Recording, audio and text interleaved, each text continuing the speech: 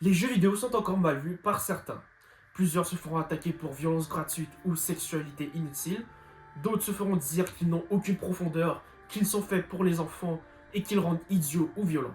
Ils n'ont pas la même attention qu'on accorde au milieu artistique, notamment celui du cinéma. Pourtant, l'industrie du jeu vidéo dépasse grandement celui du cinéma en termes de chiffres économiques.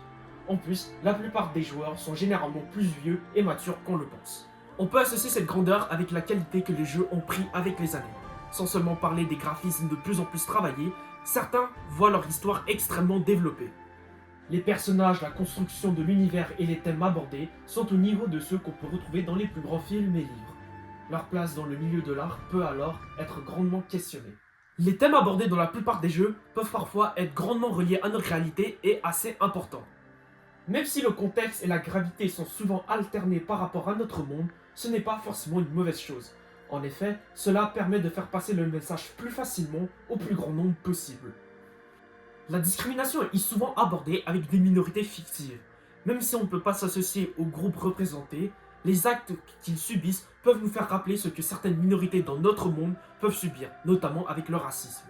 Detroit Become Human représente cela très bien avec les androïdes subissant de la maltraitance par les humains. Ils sont vus comme des simples outils ou des voleurs de travaux, malgré les émotions qu'ils peuvent ressentir. Lorsqu'ils demandent la liberté, ils se font persécuter sans être écoutés, nourrissant un conflit qui aurait pu être réglé par la discussion. Infamous Second Son le fait aussi avec les porteurs qui perdent toute opportunité dans leur vie et se font simplement emprisonner. Delsinogro, le protagoniste du jeu, s'attribuera alors la quête de forger l'avenir des porteurs et leur place dans la société, que ce soit par la paix ou la violence. La liberté et l'identité sont souvent abordées. Certaines histoires nous laissent faire des choix alternant le cours du jeu, nous permettant de forger l'avenir, les valeurs, les objectifs et la place des personnages dans l'univers du jeu. Ces choix s'allient généralement avec notre vision du monde, nous faisant alors questionner notre morale dans divers contextes qui peuvent se rapprocher avec la réalité. La mise en scène de certains jeux peut aussi raconter une histoire dont les personnages sont en quête de recherche d'identité et de liberté, que ce soit pour eux-mêmes ou pour une population entière.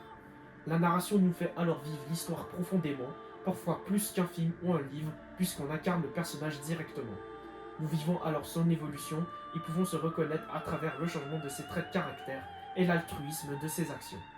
Même si nous n'avons pas les capacités d'avoir le même impact que dans un jeu, on peut être poussé à prendre plus d'actions pour le bien de tous. Detroit Become Human et Infamous abordent ces points de manière excellente.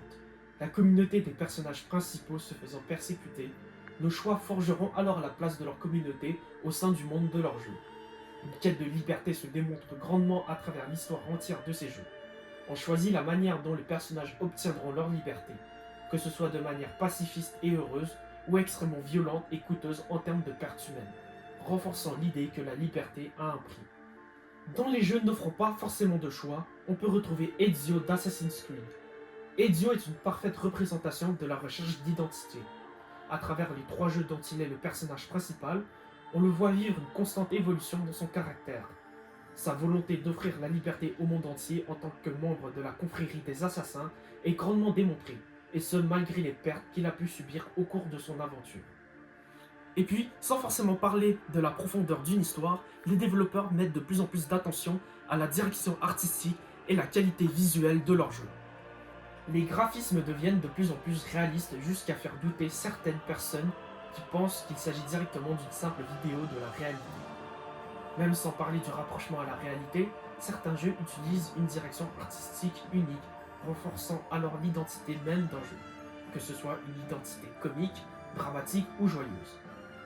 Avec l'émergence des jeux indépendants, donc ceux qui ne sont pas soutenus financièrement par des grands éditeurs, cette direction artistique trouve une liberté en évolution, permettant à diverses personnes de s'exprimer.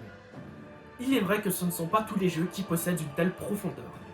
Certains n'ont pas une histoire extrêmement poussée, ni des graphismes ou une direction artistique exceptionnelle. Ces jeux ont alors comme seul but d'être divertissants. Ils ne cherchent pas forcément à s'identifier comme une œuvre artistique. Les gens n'aimant pas les jeux vidéo utiliseront généralement ce genre de jeu pour appuyer leur haine sur ces derniers. Néanmoins, on peut retrouver cela dans plusieurs films. Comme les jeux, certains n'ont pas l'histoire la plus exceptionnelle ni la direction artistique la plus remarquable. Ils ont tout autant un simple but de divertissement, mais on leur accordera plus de mérite que les jeux parce que ce sont des œuvres du 7e art. Pourtant, certains sont bien plus ridicules que plusieurs jeux. N'est-ce pas, Fast and Furious? This is crazy, bro!